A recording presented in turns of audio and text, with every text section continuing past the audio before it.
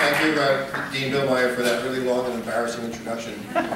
You're really not here to hear from me, but from our great coming speaker, Richard Louv. But I will say I'm happy to be back on campus. I was sort of a faculty brat. My late stepfather was the chairman of the film department of the School of the Arts years ago. And my mother got her PhD, my late mother got her PhD in anthropology here. And then everybody else in the family went to Columbia sometime or other. And let's put it this way, we have profited well from our education at Columbia, which to me is the greatest school in the world. Those of you who are students here consider yourself lucky. It really is an outstanding educational institution. I'm very excited to be here. Let me thank also, in addition to Dean Billmeyer, Bryce Weiner, and George Calderero from Columbia, who worked to make this possible, as well as Joe Desponzio, the man who has at least 2 jobs. One of them is running this program, the landscape design program here in the school. He also works for us at the what we call the Olmsted Center in Queens, and is a great colleague and friend. Let me also thank a few people from the Parks Department. This is part of something we call Uncommon Ground. It's a lecture series that we normally do in the Arsenal, but it's moved here to Columbia, which is a much better space than what we have to offer. So thank you. Thank you, Gary Rosman, Jill Manelli, Crystal Sutton, and Araceli Carballo for your great work putting together this lecture series. So to put this in perspective, what is the great outdoors of New York? It really is quite a great outdoors. You say 29,000 acres, and you say, well, what's 29,000 acres? Well, just to put that in perspective, Central Park is 840 acres, so just multiply that by whatever, 35 or 40 times, and you get city parkland. And then this federal government has another 22,000 acres of parkland within New York City, Gateway National Recreation Area. And even the state has 700 acres of parks. So you add it all together, it's 52,000 acres in New York City of preserved open space parkland. That doesn't count the cemeteries, the housing projects, the areas around schools or people's backyards or front yards. So ironically, and you wouldn't think about this, you go to New York, and New York is 25% open space parkland. And in some areas, like Staten Island, is 30% open space parkland and growing. So we have this great asset. It's an asset that hasn't always been valued. It's, I think, more valued in New York than almost any other city because so many of us live in apartments. We live in tall buildings, or maybe not so tall buildings, stacked up on each other, which, as we all know, is a great way to live, if speaking environmentally. Maybe if you're sensitive to noise and your upstairs neighbors march around late at night, it's not so great, but it's, environmentally speaking, we are one of the best cities in the world because of mass transit, because we live in apartments.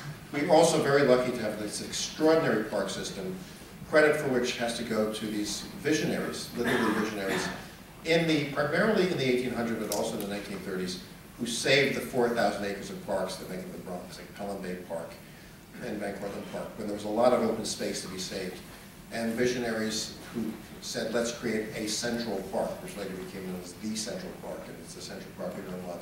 And let's buy land from people and create Prospect Park. And then the other visionaries in the 1930s who said, this terrible waterfront we have here on the west side, which ends at a narrow ribbon of park and railroad tracks and piers and wharfs so you can't get to the water, we can cover over those railroad tracks with a big box and put something called Riverside Park on top of it. These are extraordinary visionaries, and which brings us to the present day, where we're sort of in the third big era of park construction development. If you count the Olmsted and Vaux era as the first one, a little bit happens during the City Beautiful movement, the creation of children's playgrounds, and children's playgrounds are created by social workers, because where are kids playing in New York in 1900? They're playing in the streets, literally in the streets. There's no place else to play. They're getting run over by streetcars and by horse carriages, and they're drowning in the rivers because there's no place for them to play. So they create the boxed-in little playground, which sets the trend that we're now trying to reverse in some ways, of the sanitized playground where you can go and play. But they, of course, in those days, they also did children's gardens where kids could go and garden. So we're now in this great new age, and we have these conflicting things that we have to do. On the one hand, build parks that are beautiful, and you can maintain them, and they're safe, but are they too safe and too beautiful? And is nature taking place in the parks? And the answer is yes, they are, because we also have 10,000 acres of natural areas that we maintain and preserve, wetlands and rivers and meadows, and that we're not just leaving status quo, but we're improving and adding to. Now, I'll tell you before I introduce Richard, a little anecdote. I was in Central Park the other day. I just walked up to the model boat pond, which is a very, again, a romantic landscape. It's got this little reflecting pool that was built to be a reflecting pool for what was to be the conservatory that was never built there. And it's a very formal space in a lot of ways, but there were two kids, two boys, maybe 4 or 5, and they both had sticks.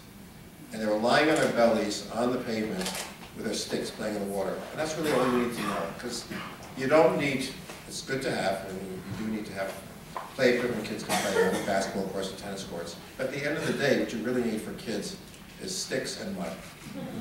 And sticks and rocks and things you can turn over and find a salamander. And we have to have all those experiences. We have to have where kids can get out in nature. We have to get away from, bless you, we have to get away from this idea that nature is dirty. And for many people in the city, they're scared of nature. And you're going to get dirty, you might get disease, the kid might eat dirt, there's all kinds of things. And there's this word skeevy we use in New York. It's skeevy, you know, don't you get your hands dirty, don't go over there. You know, Anthony, get out of the woods, you're going to get dirty. Somehow we have to convince people that the woods are not dirty, that they're safe, and that it's okay to have sandboxes and things. At the very least, we should have sand. I'm a big advocate of sandboxes. And I have to fight sometimes with communities who say, we don't want sandboxes, they're dirty, the kids will get sand and bring the sand home. So there's a lot that we'll have to learn today, and I should tell you, we're very excited about this idea. We're now designing new playgrounds that are sort of nature playgrounds, where we have logs and rocks actually in the playground that kids can play with. And our park rangers take 40,000 school children every year out into the parks and teach them about nature and have them interact with nature. And it's so important to do that. So it's my great pleasure now to stop talking.